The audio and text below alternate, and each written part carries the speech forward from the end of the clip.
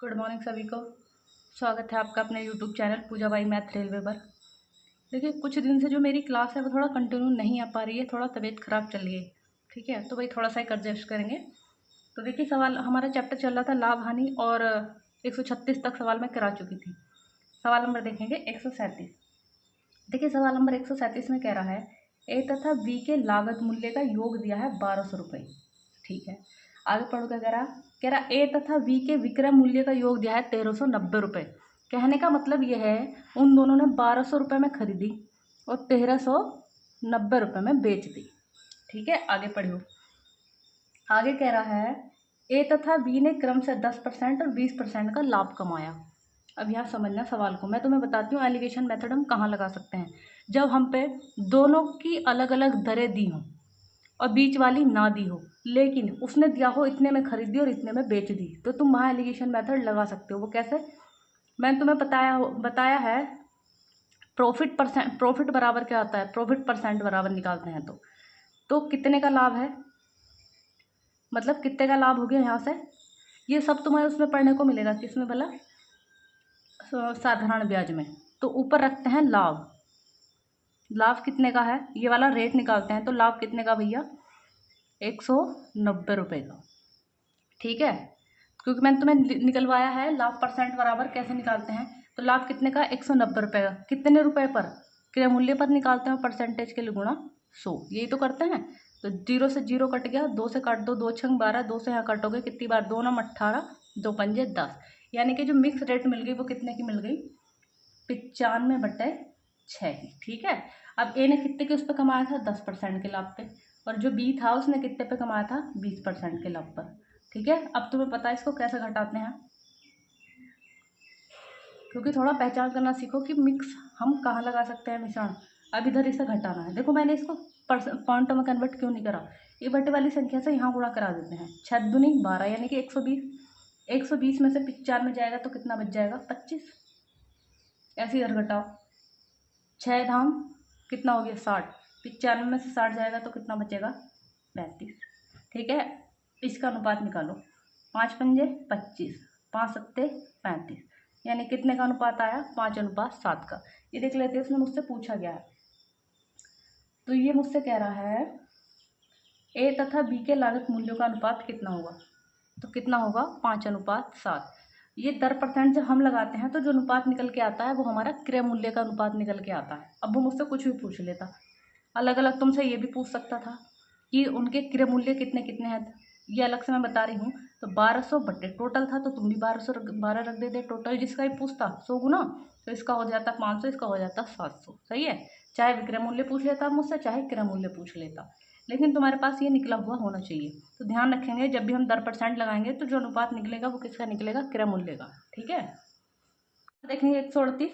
कह रहा है दो वस्तुओं की कीमत में 4:5 का अनुपात है। यदि पहले की कीमत में x% की वृद्धि हुई और दूसरे की कीमत में 30% की कमी हुई, तो ए और बी की नई कीमतों में अनुपात कितना है, 10:7। नई कीमतों में कितने का अनुपात दिया, 10:7 का। जब ये अनुपात है बटे के तौर पे है, तो इधर भी बटे के तौर पे रखो। अच्छा, पहले अनुपात कितना था, 4/5 का। सही है, अब यहाँ समझो, पहले में इसने कितने की वृद्धि की, x% की। तो तुम्हें पता है वृद्धि को कै में जोड़ के लिखते हैं, 100 में, तो 100 + x।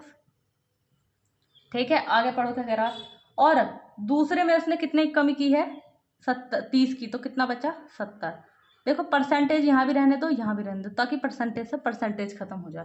तो इसे सोल्व करने के बाद ये निकल के आ रहा है, वो ये कहना चाह रहा कि अगर मैं इसमें जो है x% की वृद्धि कर दूं और इसमें 30% की कमी कर दूं, तो जो नया अनुपात है वो इतना निकल के आएगा। तो मैंने भी इक्वल रख दिया। देखो, काट लो जो कटता है। देखो, 7 से कटेगा 10 बार, 2 दूनी 4, 2 पंजे 10। इस 2 से इधर काट दो, 2 पंजे 10, ये कितना हो गया, 5 पंजे 25, 25 पंजे 125। 100 + x बराबर कितना, 125। 100 इधर प्लस का तो उधर जाके माइनस, यानी कि x बराबर कितना मिल जाएगा, 25। यानी कि उसने कितने की वृद्धि की थी, 25 की। भैया इधर उसमें था, उसने दिया था अनुपात में, तो अनुपात का मतलब बटा ही होता है ना। ठीक है, जैसे इधर दिया था वैसे ही उसने हमने इधर लगा दिया। नेक्स्ट सवाल पढ़ेंगे 139। कह रहा है किसी ट्रांजैक्शन पर एक दुकानदार लागत पर 400% का मुनाफा कमाता है। यदि लागत 100% बढ़ जाती है और विक्रय मूल्य में परिवर्तन नहीं होता तो नए लाभ और विक्रय मूल्य के बीच अनुपात पूछ रहा है। अच्छा, उसने देखो यहाँ किस किस का जिक्र किया है, तो क्रय मूल्य का, प्रॉफिट का यानी कि मुनाफे का, और एक क्या है तुम्हारा विक्रय मूल्य का। ठीक है। अच्छा, एक चीज समझो, ये कह रहा है यदि किसी ट्रांजैक्शन पर एक दुकानदार कितने रुपए का मुनाफा कमा रहा है, 400 रुपए का मुनाफा, 400% का। तुम्हें पता है क्रय मूल्य अपने आप में 100% होता है, तो ये बताओ विक्रय मूल्य कितना हो जाएगा, ये इसमें जोड़ देते हैं ना, कितना हो गया 500%। कह रहा है यदि लागत में कितने की वृद्धि कर दूं, 100% की वृद्धि, कितने की वृद्धि, 100%, 100% का मतलब टोटल 100 की वृद्धि कर दूं, यानी कितना हो जाएगा 200%। ठीक है, आगे पढ़ो क्या कह रहा है, ये कह रहा है और विक्रय मूल्य में कोई परिवर्तन नहीं करना। विक्रय मूल्य 500 था, अब भी 500 ही है, तो बताओ मुनाफा कितना होगा, मुनाफा होगा 500 में से मैंने 200 की खरीदी, 500 की बेच दी, तो बताओ 300% का होगा या नहीं होगा। तो मुझसे उसने क्या पूछा, ये कह रहा है नया लाभ, तो नया लाभ कितना है 300, और विक्रय मूल्य, विक्रय मूल्य कितना है 500, इनके बीच अनुपात पूछ रहा है। इससे तो ये खत्म हो गया, इन 2 जीरो से ये 2 जीरो खत्म, तो कितने का अनुपात निकला, 3:5 का। हल्का ही सवाल था, बाकी कुछ नहीं था, बस सिर्फ समझने वाली चीज थी। ठीक है, नेक्स्ट सवाल समझते हैं। इससे हमारा विविध शुरू हो जाता है। विविध का मतलब जो तुमने अब तक पढ़े हैं वो सवाल भी इसके अंदर आएंगे, और जो नहीं पढ़े वो भी इसके अंदर आने वाले हैं। ठीक है, तो देखिए सवाल नंबर 140 करेंगे। कह रहा एक कुर्सी का विक्रय मूल्य कितना है, 1386 रुपए विक्रय मूल्य। ये विक्रय मूल्य है, तो इधर भी क्या रखूं, विक्रय मूल्य। इसने कहा यदि हानि परसेंट कितने की है, 23 की, तो बताओ विक्रय मूल्य कितना होगा, 77% होगा या नहीं होगा, यानी कि कितने की वैल्यू है 77% की। सवाल नंबर है ये 140। तो ये मुझसे पूछ रहा है उसका क्रय मूल्य यानी कि 100% का मान। ठीक है, जो कटता है काट लो, देखो 11 से काटो, पहले 11 सत्ते 77, 11 से यहाँ काटो, 11 का ना 11, 2 बचा, 11 दूनी 22, 11 छंग 66, अभी भी कट रहा है, 7 से काटो, 7 का ना 7, 5 बचा, 7 अट्ठे 56, कितने गुना पाया 18, इसका 18 गुना कराओगे तो कितना मिलेगा 1800 रुपये। ठीक है, तो ऐसे सवाल तो मैंने पीछे आपको कराए थे ना, तो इसमें तो कुछ अलग वाला था नहीं। ठीक, नेक्स्ट सवाल देखते हैं। तो 41 देखेंगे, शायद ये सवाल पीछे नहीं आए, ये सवाल नए हैं, तो इन सवाल को समझने से पहले थोड़ा ध्यान देंगे। अच्छा, एक बात समझेंगे, मैंने पीछे लेकिन सबसे पहले जो मेरी बेसिक क्लास थी उसमें मैंने तुम्हें समझाया था, क्या है, जैसे कि अगर तुम्हें मान लो कोई चीज़ 20 रुपए की है, तुमने उसे 22 रुपए में बेच दी, सॉरी 22 रुपए में बेच दी, तो यहाँ से तुम्हें क्या पता चल रहा है कि हमें हो रहा भैया लाभ, क्या हो रहा है तुम्हें यहाँ से लाभ। तो लाभ कैसे निकालते हैं, देख के तुम्हें पता चल गया हमें हो रहा है लाभ, तो लाभ बराबर, अब ये बताओ इसमें से इसे घटाओगे या इसमें से इसे घटाओगे, तो इसमें से इसे घटाओगे, इसका नाम क्या है एसपी, यानी कि विक्रय मूल्य, इसका नाम क्या है क्रय मूल्य। तो विक्रय मूल्य, क्रय मूल्य में से, सॉरी विक्रय मूल्य में से क्या घटाते हैं, क्रय मूल्य। ठीक है, लाभ होता है तो ये वाली कंडीशन तुम्हें फॉलो करनी है। खरीदती 20 रुपए की खरीदती और मैं उसे 18 रुपए में बेच देती। ठीक है, ध्यान से समझना, ये क्या है क्रय मूल्य, ये क्या है विक्रय मूल्य। कोई चीज मैंने क्या है खरीदी 20 रुपए की, 18 की बेच दी, मान लो क्या हुआ कि वो खराब होने लग गई, अब भैया मुझे लगा कि एक आध दिन और रोक ली तो ये और ज्यादा खराब हो जाएगी, तो यहाँ से मुझे पता चल रहा है क्या हो रही है हानि, क्या हो रही है हानि। अब तुम बताओ हानि हो रही है तो किस में से किसे घटा रहे तुम, क्या चीज ज्यादा है, ज्यादा वाले में से कम वाले तो घटाते हो, तो ज्यादा क्या है सीपी, यानी कि क्रय मूल्य में से मुझे क्या घटाना है विक्रय मूल्य। आई बात समझ में। तो इस चीज पे तुम्हें ये सवाल, इस चीज पे सवाल जमाने हैं। देखो बहुत से उसमें ऐसे डायरेक्ट तुम्हें रखवा देंगे, कई तरीके होते हैं, लेकिन हर सवाल का ये सबसे बेस्ट सॉल्यूशन है। इसमें तुम्हें कुछ याद नहीं करना, नहीं तो सवाल अलग अलग तरह के आएंगे कि ये बटे में रखो, इससे गुणा कराओ, तो ऐसा नहीं करना। ये 2 चीजें तुम याद कर लीजिए, कैसा भी सवाल तुम्हें दे दे सारे सवाल हमारे हो जाएंगे। ठीक है, देखते हैं सवाल नंबर अब 141, नंबर 141 पढ़ेंगे। कह रहा है एक दुकानदार ने 20 टाइमेक्स घड़ियां बेचकर 4 टाइमेक्स घड़ियों की विक्रय कीमत के बराबर लाभ। देखो यहाँ क्या हो रहा है लाभ, इस सवाल को ध्यान में बिठा लो। जब भी ऐसे बोलेगा ना कि इतनी घड़ियों के बराबर लाभ हुआ है या इतनी घड़ियों के बराबर हानि हुई, तो तुम्हें यही कंडीशन फॉलो करनी है। लाभ हो रहा है तो लाभ बराबर मैंने क्या बताया, लगाना है तुम्हें विक्रय मूल्य माइनस क्रय मूल्य। ठीक है, ये कंडीशन तुम्हें फॉलो करनी है। लेकिन अब पढ़िए जरा सवाल, ये कह रहा है 20 घड़ियां बेचकर, कितनी घड़ियां बेचकर, ये बताओ जब 20 घड़ियां बेची हैं तो 20 घड़ियां खरीदी भी होंगी, तो यहाँ लगाना बस 20 घड़ियों का विक्रय मूल्य माइनस 20 घड़ियों का क्रय मूल्य। ठीक है, अब यहाँ बराबर में अब ये वाली चीज को लगाना है। आगे पढ़ो, कह रहा है 4 टाइमेक्स घड़ियों के विक्रय, विक्रय यानी कि विक्रय का मतलब एसपी, ठीक है, के बराबर लाभ हुआ, तो लाभ बराबर था तो ये वाली कंडीशन फॉलो करनी है। अब विक्रय मूल्य इधर है, विक्रय मूल्य इधर भी है, ये विक्रय मूल्य प्लस है तो इधर आके माइनस हो जाएगा। एक बार मैं पूरा करा दे रही हूँ, ठीक है, जब तुम खुद ही समझ जाओगे, जब बड़ा आके इधर घटेगा तो बताओ कितना आएगा, माइनस के 16 एसपी बराबर उधर कितना बचा, माइनस के 20 सीपी। माइनस से माइनस खत्म, 4 चौक 16, 4 पंजे 20। ठीक है, तो अब यहाँ बताओ एक दूसरे का मान एक दूसरे के पास होता है, तो मैं सीपी अनुपात एसपी अगर निकालूं तो देखो सीपी का मान कितना है 4, एसपी का मान कितना है 5। 4 रुपए की खरीदी 5 रुपए में बेच दी, कितने का लाभ, 1 का लाभ, कितने पर, 4 पर, परसेंटेज के लिए गुणा 100, कितने का लाभ आ गया भैया, 25% का। ठीक है, इन सवालों को करने का देखिए मुझे इससे बेस्ट तरीका लगा नहीं है। ठीक है, बहुत से डायरेक्ट ऐसे भी करा देंगे आपको, जैसे कि मैं कह दूं कि कितने के बराबर लाभ हुआ उसको। नंबर पढ़ेंगे 142, कह रहा है एक व्यापारी के पास 12 क्विंटल गेहूं था, उसने कुछ हिस्सा 13% के लाभ पर और बाकी हिस्सा 23% के लाभ पर बेच दिया। इस प्रकार से कुल कितने परसेंट का लाभ हुआ, 17। तो इसमें तो तुम पक्का देखते ही पता चल रहा है कि इसमें मैं क्या लगा सकती हूँ, एलिगेशन मेथड। अच्छा, टोटल लाभ कितने परसेंट का है, 17% का। ठीक है, और ये कह रहा है कुछ हिस्से पे उसे कितने परसेंट का लाभ है, 13% का लाभ, और कुछ हिस्से पे उसे कितने का लाभ है, 23% का लाभ। ठीक है, तो इसे घटा लो, इधर घटाओगे तो कितना बचेगा 4, इधर घटाओगे तो कितना बचेगा, ये 6 तो बचेगा, तो कितने का रेशियो निकला इसमें, 3:2 का। सही है। अच्छा ये बताओ क्वांटिटी टोटल कितनी थी, इसने मुझसे पूछा 23% लाभ पर कितना गेहूं बेचा, तो टोटल कितना है 12 कुंटल, तो तुम्हारा टोटल कितना होगा, 3 और 2 5। ठीक है, तो उसने मुझसे पूछा कितना है, टोटल कितना था 12, तो तुम्हारा टोटल कितना हो गया, 3 और 2 5। उसने मुझसे पूछा 23% पे कितना बेचा, तो कितना बेच रहा है 2। ठीक है, तो ये कितना हो गया 12 दूनी 24 और बटे 5, ये तो हुआ, लेकिन आंसर तुम्हारा कहीं है नहीं इसमें, क्यों, क्योंकि ये है कुंटल में। ठीक है, अब आंसर दिख रहा है तुम्हारा बड़ा, क्योंकि आंसर तो बड़े बड़े हैं, तो एक क्या करते हैं, इसको चेंज कर लेते हैं। एक कुंटल में कितना धड़ी होता है,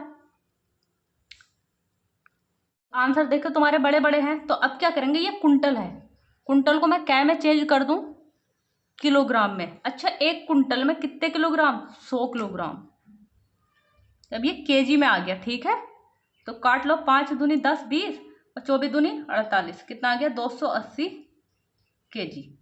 ठीक है, अब क्या होता, कुछ बच्चे यहीं घबरा के छोड़ देते सवाल, अरे ये क्या हुआ, हमने तो सवाल कर लिया और आंसर हमारा आया नहीं। तो भैया ये भी देख लिया करो कि जो आंसर आ रहे हैं वो कै में आ गए यूनिट में। ठीक है, अगर आंसर बड़ा है तो यानी कि उसने उसे चेंज कर दिया है। नेक्स्ट सवाल नंबर पढ़ेंगे 143, कह रहा एक बेईमान दुकानदार अपने माल को क्रय मूल्य पर बेचने का दावा करता है, किंतु 1 किलोग्राम के स्थान पर 950 ग्राम का बाट इस्तेमाल करता है, तो लाभ परसेंट क्या है। देखिए इन सवालों को करते कैसे हैं। अच्छा, इसमें क्या हो रही है, मतलब 1 किलो तोलना था, 950 ग्राम तोलना, तो ये हो रही है त्रुटि। ठीक है, तो तुमसे यही पूछता है कि कितने त्रुटि पे त्रुटि परसेंट कितना हुआ या उसको लाभ कितना परसेंट हुआ, तो ये होता है त्रुटि परसेंट अगर बराबर निकालते हैं, त्रुटि बटे सही तोल, मतलब तोल कितना रहा है, जितना वो तोल रहा है। ठीक है, और गुणा 100। ठीक है, अब यहाँ देखिए ये कह रहा है एक बेईमान दुकानदार अपने माल को क्रय मूल्य पर बेचने का दावा करता है, किंतु वह 1 किलोग्राम के स्थान पर तोल कितना रहा है, 950 ग्राम। अच्छा, 1 किलोग्राम तोलना था, 1 किलोग्राम में कितने ग्राम, 1000 ग्राम, कितने की वो उसने कटौती कर ली, यानी कि त्रुटि कर कितने का रहा है, 50 की, और तोल कितना रहा है ये। अब समझ में आ गया होगा तुम्हारी ये क्या लिखा है, परसेंटेज के लिए गुणा 100।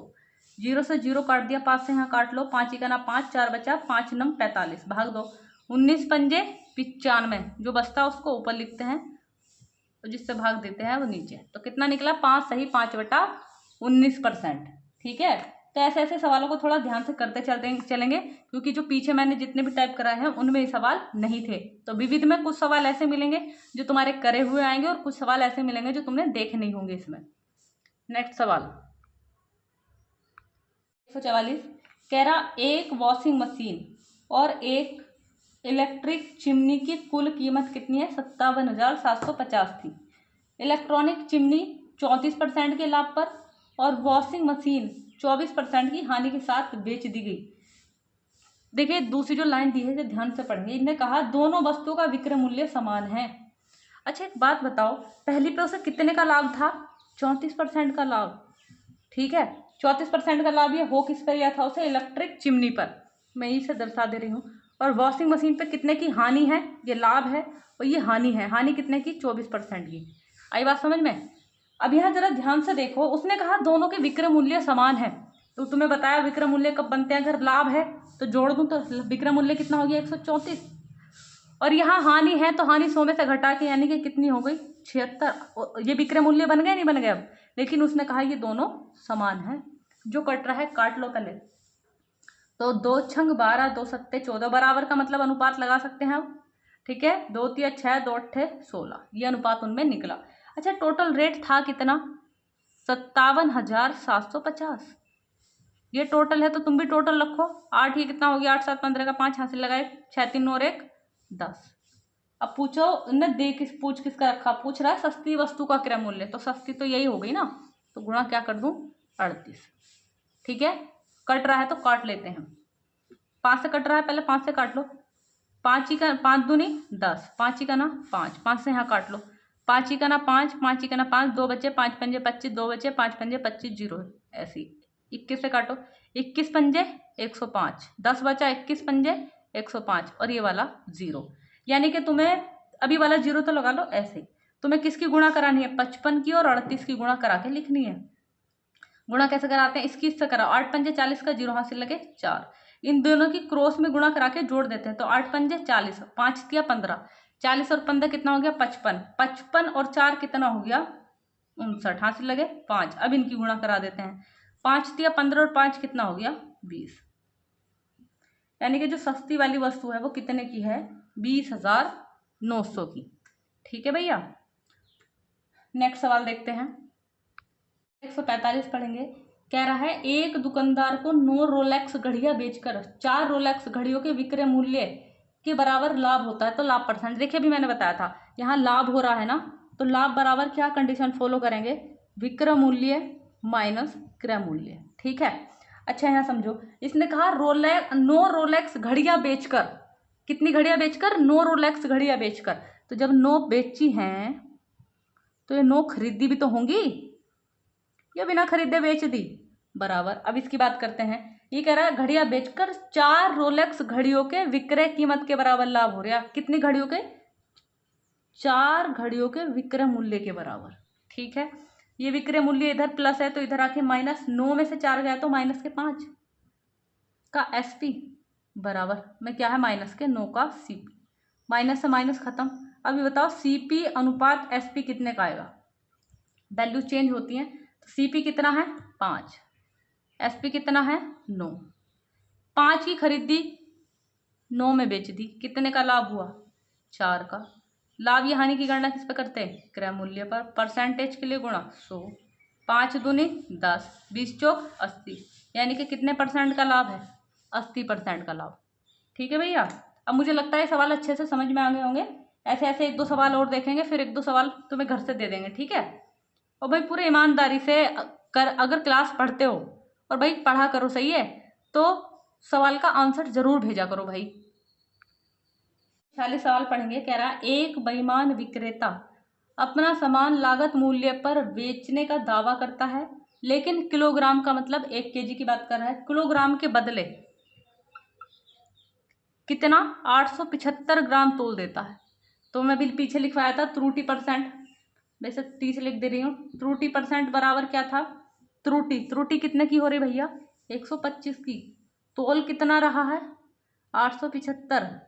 और परसेंटेज के लिए गुणा 100। अभी पीछे कराया ना, तो देखो काटेगा कैसे संख्या को। अगर किसी संख्या के आगे पीछे 2 अंक 25 से कटने वाले हैं तो वो संख्या पूरी 25 से कटेगी। 25 पंजे 125, यहाँ काटो 25 से। 25 दिया 75, 12 बचा और 25 पंजे 125, 5 सत्ते 35। कितना है अब तुम्हारे पास? 100/7। 7 ही का ना 7, 3 बचा 30 हो गया, 7 चौक 28, 2 बचा, यानी कि 14 सही 2/7% का क्या हो गया? लाभ। ठीक है, नेक्स्ट सवाल देख लेते हैं। 147 में कह रहा है 30 टोपियां बेचने पर एक दुकानदार 3 टोपियों के विक्रय मूल्य के बराबर लाभ कमाता है, तो लाभ परसेंट क्या है? देखो फिर से वही वाली कंडीशन फॉलो करेंगे। लाभ बराबर क्या? विक्रय मूल्य माइनस क्रय मूल्य। ठीक है। अच्छा, कितनी टोपी बेच रहा है वो? 30 टोपी बेचने पर। तो 30 टोपी अगर बेच रहा है तो 30 टोपी खरीदी भी तो होंगी। ठीक है, इधर आ जाओ। कितने वस्तुओं को बेचने के बराबर हो रहा है? 3 टोपियों के विक्रय मूल्य, 3 टोपियों के विक्रय मूल्य के बराबर लाभ होता है। ठीक है भैया, ये इधर क्या का प्लस, तो इधर आके माइनस। 30 में से 3 गया तो कितना बचेगा? 27, लेकिन क्या का? माइनस का। बराबर में क्या है? माइनस के 30 का सीपी। माइनस से माइनस खत्म, काट लो। 3 नम 27, 3 से कटेगा 10 बार, तो सीपी अनुपात एसपी कितने का आ गया? 9 रुपये में खरीदी, क्योंकि एक दूसरे के मान एक दूसरे के पास होते हैं। तो ये देखेंगे कितने का लाभ हो गया? 1 का। कितने पर? 9 पर, और परसेंटेज के लिए गुणा 100। ठीक है, भाग दो। 9 का ना 9, कितना बचा? 1, 10 हो गया। फिर से 9 का ना 9। तो देखो सही बटे में लिखता तो आ जाता 9 से ही 1/9 आंसर, लेकिन उन्होंने पूरा पॉइंटों में चेंज कर रखा है। तो 1 बचा था ना यहाँ से, फिर पॉइंट लगाएंगे, 0 बढ़ाएंगे। 9 का ना 9, फिर 1 बचा, 9 का ना 9। कितने परसेंट का लाभ है? 11.11% का। पॉइंट क्या अधिकतर 2 अंकों तक हम निकाल लेते हैं। सवाल नंबर 148 और सवाल नंबर 149। ठीक है, ये 2 सवाल मैं आप लोगों को घर से करने के लिए दे रही हूँ। ये सवाल देखिए, जैसे मैंने 145 सवाल कराया आपको, 147 सवाल कराया, सेम इसी टाइप के सवाल हैं। सही है, तो देखिए ये ना, जैसे कि तुम्हारा फोर्थ लाइन का कोई एग्जाम होता है तो ये उसमें सवाल देखने को मिल जाते हैं। बहुत बच्चे ऐसे हैं जो इन सवालों को गलत कर देते हैं, जबकि इनमें कुछ है नहीं। क्यों? क्योंकि हर कोई अधिकतर अलग अलग ही तरीका बताएगा। रटने जैसी चीज़ तो हमें रटना नहीं है, चीज़ को कॉन्सेप्ट से समझ लेना है। ठीक है भैया, आज की क्लास यहीं तक।